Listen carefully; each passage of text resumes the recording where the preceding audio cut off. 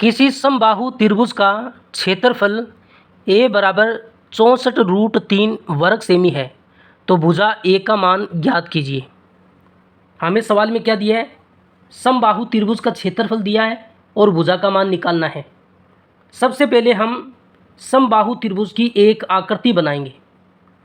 समबाहु त्रिभुज में क्या होता है, इसकी तीनों भुजाएं बराबर होती है। ए बी भुजा, बी सी भुजा और ए सी भुजा, ये तीनों भुजाएं बराबर होती है। भुजा का मान ए है तो ए मान लेते हैं। और इसमें क्या होता है, इसके तीनों कोण भी बराबर होते हैं। ये 60 डिग्री, ये भी 60 डिग्री और ये भी 60 डिग्री, तीनों कोण बराबर हो गए।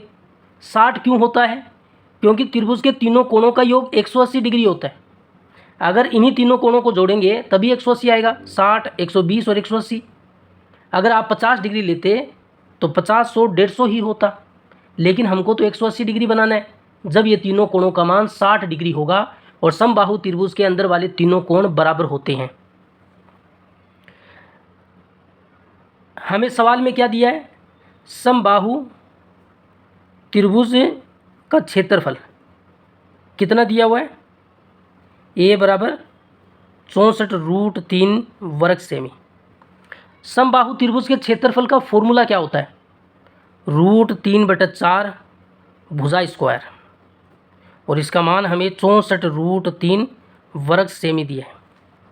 अगर आपको ऐसे आसान सवाल और चाहिए, इसके लिए हम और वीडियो बनाएं, तो हमारे चैनल को सब्सक्राइब कर लीजिए और ये वीडियो अच्छा लगे तो इसको लाइक कर दीजिए।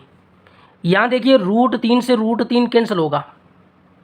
भुजा स्क्वायर का मान हम निकालें तो यहाँ पर तो देखो 64 है और ये 4 भाग में है, उधर जाएगा तो इसके साथ गुणा होगा और यहाँ पर है वर्ग सेमी। भुजा स्क्वायर का मान इतना है, हमें तो भुजा ए का मान निकालना है। भुजा ए का मान निकालना है, ये वर्ग हटाएंगे तब यहाँ पर भुजा ए आएगा। अगर ये वर्ग हटेगा तो इस पर वर्गमूल लग जाएगा, या फिर हम ये कह सकते हैं कि दोनों तरफ वर्गमूल लेने पर इसका वर्गमूल लेंगे तो वर्ग हट जाएगा और इस पर क्या आएगा, वर्गमूल आ जाएगा।